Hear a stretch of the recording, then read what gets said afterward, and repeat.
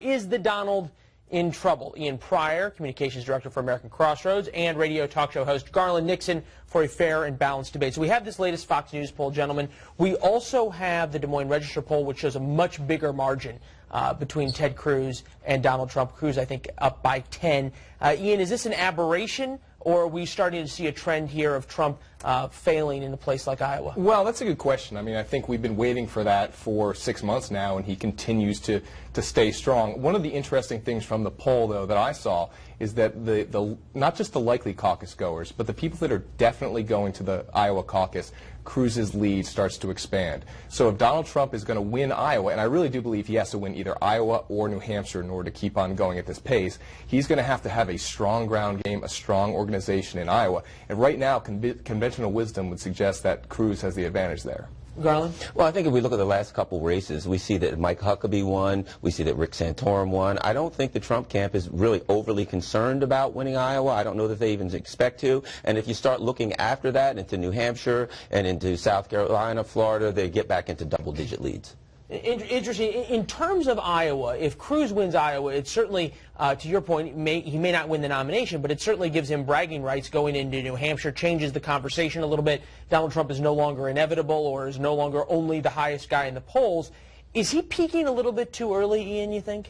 Well, you know, it's difficult to tell with Donald Trump because all rules seem to be off the table when it comes to this campaign. One of the things I do think we need to look at is after Iowa. Let's say Cruz were to win Iowa. Trump's next challenge could very well come from Chris Christie in New Hampshire. His fave-unfave is going through the roof right now in the Granite State, and there's a recent poll showing that he's pulled into second place. Made it onto the main stage in the CNN debate, those kinds of things.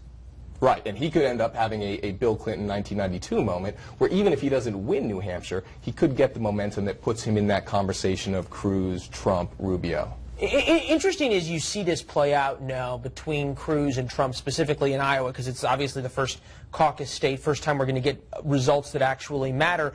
We had this détente between the two of them for a while, that they both said nice things about each other. Cruz never beat up on Trump over some of his more controversial comments.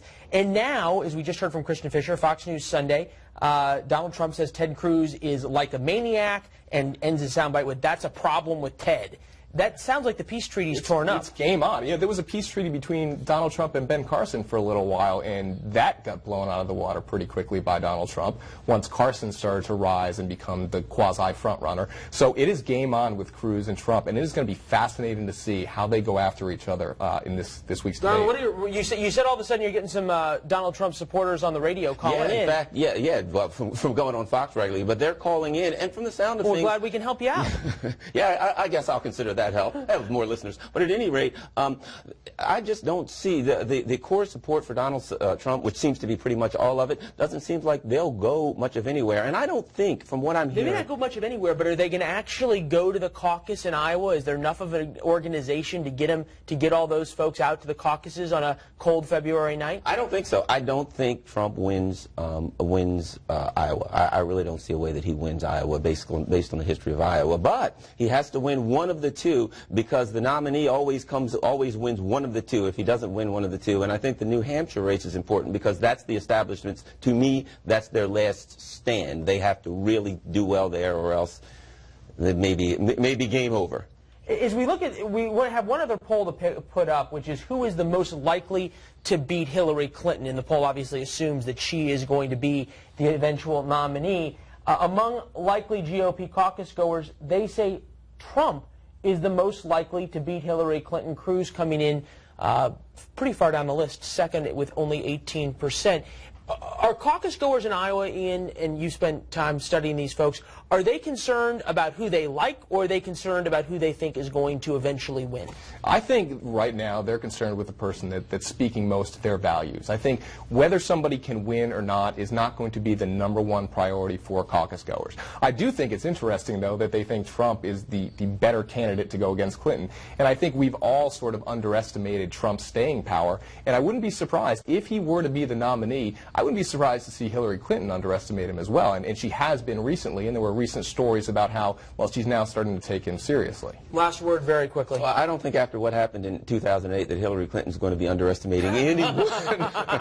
There's not much learned in the second kick of a mule. Exactly. All right, Garland, Ian, appreciate your guys' insights. Thank you very much. Thank you.